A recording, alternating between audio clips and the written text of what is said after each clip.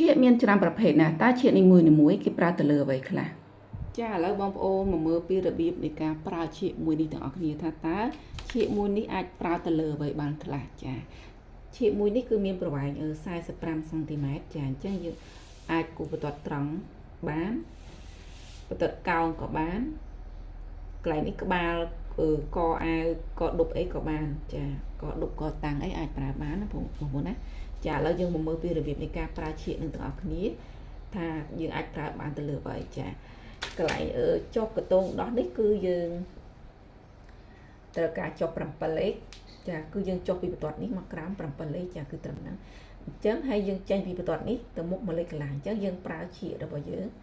គឺយើងដាក់ឲ្យត្រូវមុំបែបនេះមកចា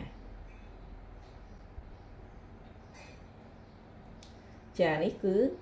ចុះពីបន្ទាត់ទ្រូងនេះចុះមកក្រោម7លេខចានេះគឺលេខ7បងប្អូនណាចារួចហើយ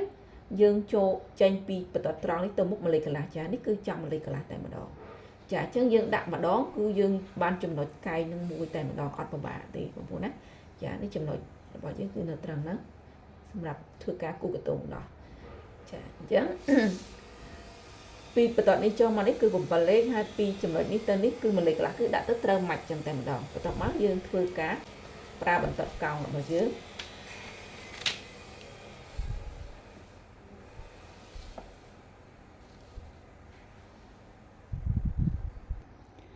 ចាបន្ទាប់មកយើងសេរីឈៀករបស់យើងបែបនេះមកបងប្អូនគឺយើងសេរីឈៀកយើងឲ្យត្រូវពីចំណុចនេះមកចំណុចនេះចាយើងដាក់ឈៀកយើងធ្វើម៉េចឲ្យត្រូវចំណុចនេះរត់ស្របគ្នាចាសេរីឈៀកបែបហ្នឹងមកចាបន្ទាប់មកយើងធ្វើការគូសមក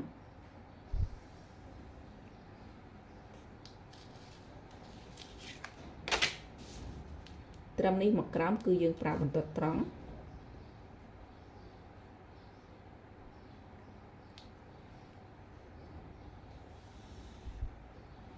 ចាបែបនេះបន្ទាប់មកទៀតយើងប្រើបន្ទាត់កោងរបស់យើងដែលយើងប្រើយើងមើលបន្ទាត់កោងកន្លែងណាដែលល្មមស្អាតកតងដោះយើងគូទៅឃើញស្អាតចាខ្ញុំប្រើខាងនេះបងប្អូនណាចាខ្ញុំប្រើខាងនេះគឺកតងដោះតូចចាខាងនេះកតងដោះធំចាចឹងខ្ញុំប្រើខាងហ្នឹងដែលយើងដាក់ឈៀកយើងធ្វើម៉េចឲ្យត្រូវពីចំណុចនេះមកចំណុចនេះចា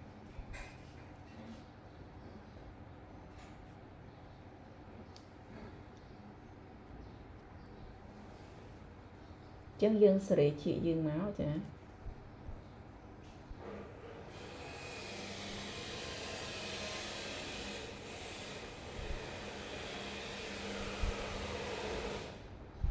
ចារួចរាល់បងប្អូនឃើញចេញរាងស្អាតទេបងប្អូនចាតបមកយើងត្រឡប់ឈៀករបស់យើងមកបែបនេះវិញហើយយើងចាប់ដើមគូសខាងលើវិញម្ដង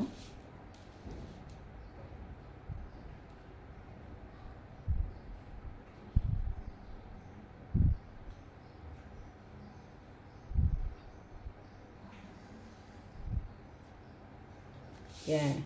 តបមកពីចំណុចនេះទៅលើគឺយើងប្រើបន្ទាត់ត្រង់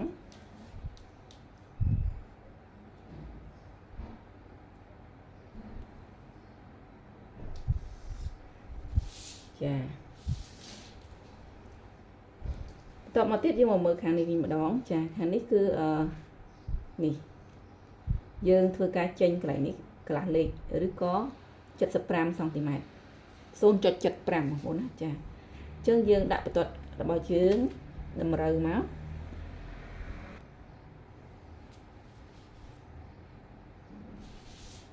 តែនេះខ្ញុំវាស់ឲ្យបងប្អូនមើលចាយើងដាក់ឲ្យត្រឹមស្មើបែបនេះចាគឺនៅត្រឹមហ្នឹងអញ្ចឹងយើងវាស់ចេញពីបន្ទាត់ត្រង់ហ្នឹងមកខាងនេះ0.75 ឬក៏កន្លះលេខបងប្អូនណាចាកន្លះលេខនេះពីបន្ទាត់ត្រង់នេះមកក្រៅកន្លះលេខត្រឹមហ្នឹងអញ្ចឹងយើងចុចមួយគឺត្រឹមហ្នឹងអញ្ចឹងយើងត្រូវគូភ្ជាប់បន្ទាត់កោងរបស់យើងពីចំណុចចង្កេះនេះមកចំណុចដែលយើងចេញកន្លះលេខនេះចាអញ្ចឹងយើងតម្រូវឈៀកកោងរបស់យើងមកនេះកន្លែងនេះត្រង់ត្រឹមកន្លែងចង្កេះនេះទៅក្រោមគឺត្រង់តបមកយើងភ្ជាប់ពីចំណុចកន្លែងចង្កេះនេះមកចំណុចដែលយើងចេញកន្លះលេខនេះចាអញ្ចឹងយើងសេរីឈៀកកោងយើងឲ្យត្រូវឲ្យចំចំណុច ឲ្យវារត់គ្នាពីចំណុចនេះមកចំណុចនេះចា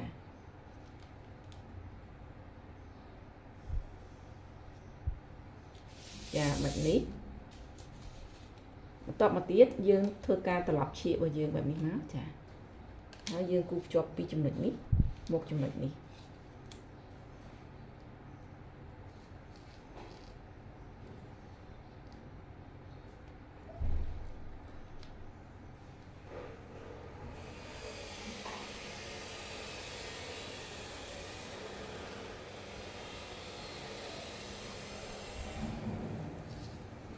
ចារួចរាល់ឥឡូវយើងមកមើលខាងលើនេះវិញម្ដងចាខាងលើនេះកន្លែងនេះគឺយើងយកត្រង់ចាយកត្រង់បែបហ្នឹងបន្ទាប់មកយើងប្រើបន្ទប់កោងរបស់យើងដើម្បីខ្វៀលបតុងដោះចាកន្លែងនេះយើងខ្វៀលតែបន្តិចទេបងប្អូនមិនខ្វៀលខ្លាំងទេអញ្ចឹងយើងសេរីជាកោងរបស់យើងឲ្យត្រូវពីចំណុចនេះមកចំណុចបន្ទាប់ត្រង់នេះចា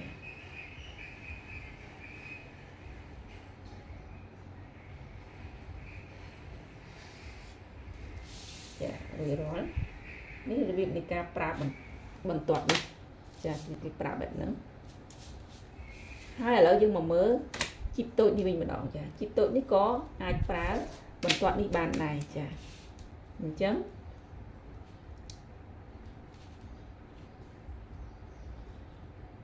កន្លែងបន្ទាត់កណ្ដាលនេះគឺយើងប្រើបន្ទាត់ត្រង់ចាបន្ទាប់មកយើងធ្វើការចេញជីបមកខាង 0.75 ចា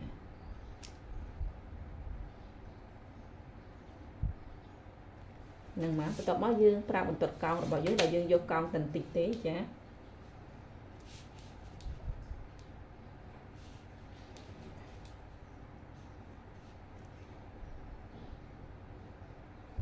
ានេះខ្ញុំយកត្រឹមលេខ26ចា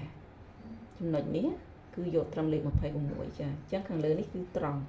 ខាងនេះកោងតែកោងតិចឯងចាយកត្រឹមហ្នឹងតោះមកយើងធ្វើការគូសមកខាងនេះក៏ដូចគ្នាយើងត្រឡប់ឈៀកយើងបែបនេះមកហើយដាក់ឲ្យចំលេខ26ដដែល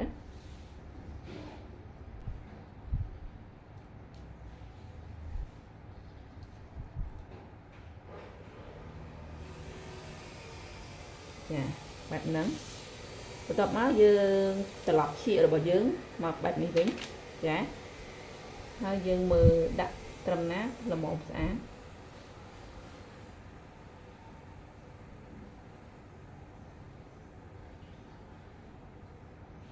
ចានេះយើងដាក់26ដូចគ្នាក៏បានចា25ក៏បានចាអានេះខ្ញុំដាក់26ដូចគ្នាចាហើយយើងធ្វើការគូសចុះមកហើយយើងត្រឡប់មក26ដដែល26នេះបងប្អូនណានេះ26ដាក់ចំចំណុចក្រាចចកេះនេះហើយយើងសេរីមកយើងគូសភ្ជាប់ពីចំណុចហ្នឹងមកចំណុចខាងក្រោមនេះ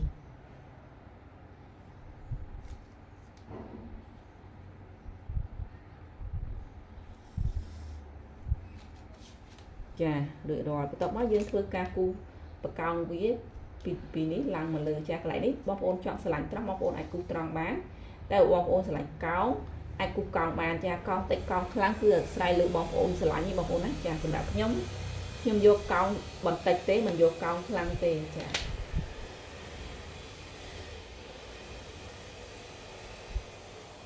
អញ្ចឹងខ្ញុំយកកោងប៉ុណ្នេះចាខ្ញុំយកកោងត្រឹមនេះអញ្ចឹងយើងគូសភ្ជាប់នេះយើងរອບបន្ទាត់យើងឲ្យរត់ពីបន្ទាត់នេះឡើងមក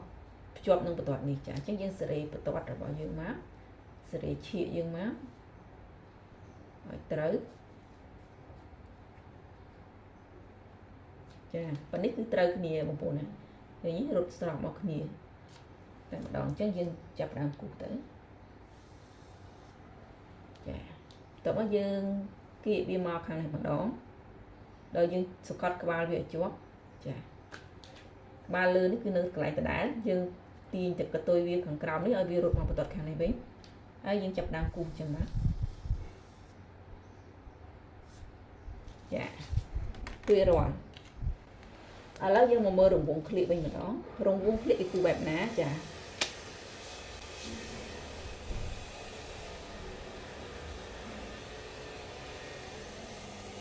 រង្វង់ក្លៀកគឺគេប្រើនេះសម្រាប់ក្លៀកកូនក្មេងគឺយើងប្រើក្នុងនេះបងប្អូនណាចាកូនក្មេងតែសម្រាប់មនុស្សចាស់គឺប្រើក្រៅនេះចានិយាយទៅឈៀកមួយនេះប្រើបានច្រើនចាសម្រាប់បងប្អូនដែរទិញឈៀកនេះទៅគឺចំណេញបងប្អូនចាអធិស្ឋានបងប្អូនគឺនេះខ្ញុំដាក់ទៅពីចំណុចនេះមកចំណុចនេះគឺត្រូវអាក្នុងនេះបងប្អូនចាអញ្ចឹងបើត្រូវអាក្នុងយើងប្រើអាក្នុងបើយើងត្រូវអាក្រៅយើងប្រើអាក្រៅបងប្អូនណានេះអាក្រៅក៏បានអាក្នុងក៏បានតែស៊ីសងយើងស្រឡាញ់ថាមួយណាខ្វៀលទៅអស់សាច់ហើយស្អាតចាឥឡូវនេះខ្ញុំយកអាក្រៅតែម្ដងចារួចរាល់ចាអញ្ចឹងកន្លែងដែលខ្វៀលកវិញកវងគឺអស់ហើយបងប្អូនណាគឺមានតែប៉ុណ្្នឹងទេចាសម្រាប់ការប្រើឈៀកមួយហ្នឹងគឺមានតែប៉ុណ្្នឹងទេចាហើយនៅមានផ្ទាំងក្រោយនៅមានកាត់នៅលើសិលកអីផ្សេងទៀតគឺអាចប្រើឈៀកនឹងបានទាំងអស់និយាយទៅបានច្រើនសម្រាប់ឈៀកមួយហ្នឹងគឺប្រើបានច្រើនមុខចាច្រើនប្រភេទចាឥឡូវយើងមកមើលផ្ទាំងក្រោយរបស់យើងវិញម្ដងចាគឺនេះគឺរបៀបដាក់ឈៀកគូក្លៀកខាងក្រោយចាគឺយើងដាក់ឈៀកបែបហ្នឹងបងប្អូនណាចាគឺយើងសេរីមើលមកល្មមស្អាតមកហើយយើងគូភ្ជាប់ទៅហើយសម្រាប់កន្លែងគូជីបគឺគូដូចផ្ទាំងមុខចឹងបងប្អូនណាដោយសារផ្ទាំងមុខខ្ញុំបានបង្ហាញច្បាស់លាស់ហើយអញ្ចឹងផ្ទាំងក្រោយគឺគូដូចផ្ទាំងមុខចឹងបងប្អូនចាតាមរយៈវីដេអូនេះផងដែរនេះខ្ញុំក៏សូមផ្ដាំផ្ញើទៅបងប្អូនដែលលក់គ្រឿងសម្ភារៈកាត់ដេរបងប្អូនមានសម្ភារៈកាត់ដេរណាដែលថ្មីប្លែកងាយស្រួលទំនើបទាន់សម័យសម្រាប់បងប្អូនយើងជាជាងកាត់ដេរយកមកប្រើបងប្អូនអាចទំនាក់ទំនងមកកាន់នាងខ្ញុំបាននាងខ្ញុំនឹងជួយធ្វើការផ្សព្វផ្សាយជូនចាពីព្រោះមួយរយៈកន្លងទៅក៏មានបងប្អូនជាងដេរយើងជាច្រើនគាត់បានទំនាក់ទំនងមកកាន់ខ្ញុំសួររកឧបករណ៍ប្រើប្រាស់សម្រាប់កាត់ដេរដែលងាយស្រួលសម្រាប់ពួកគាត់ចាពួកគាត់អត់ដឹងថាត្រូវទៅទិញនៅឯណាអញ្ចឹងណាចាអញ្ចឹងបើបងប្អូនមានសម្ភារៈទំនើបទាំងនោះបងប្អូនអាចចាប្រសិនបើបងប្អូនមានចម្ងល់អ្វីអាចខមមិននៅខាងក្រោមវីដេអូបាននាងខ្ញុំរីករាយនឹងចូលទៅឆ្លើយតបរាល់ខមមិនបងប្អូនទាំងអស់ចាអរគុណច្រើនដើម្បីទទួលបាននៅវីដេអូថ្មីជារៀងរាល់ថ្ងៃសូមបងប្អូនជួយចូលទៅចុច Subscribe Channel YouTube ចុច Follow Page Facebook និងចុច Follow TikTok របស់នាងខ្ញុំម្នាក់មួយផងចាដែលមានឈ្មោះថារាមនី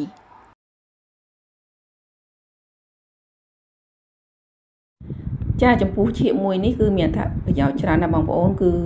ត្រឹមមកគូសអាវគឺប្រើតែឈៀកនឹងមួយគឺគូសបានមកតួអាវតែម្ដងចាមកទាំងផ្ទាំងមុខនិងផ្ទាំងក្រោយចាមិនថាក្លៀកមិនថាកឬក៏កតងដោះគឺយើងអាចប្រើតែឈៀកនឹងមួយគឺគូសបានទាំងអស់ចាក៏ប៉ុន្តែសម្រាប់សពុតខ្ញុំចូលចិត្តប្រើឈៀកមួយទៀតចាឥឡូវយើងមកមើលពីរបៀបប្រើឈៀកនៅលើពុម្ពដៃអាវរបស់យើងវិញម្ដងចានេះជារបៀបនៃការប្រើឈៀកនៅលើពុម្ពដៃអាវរបស់យើងគឺយើងប្រើបែបហ្នឹងបងប្អូនណា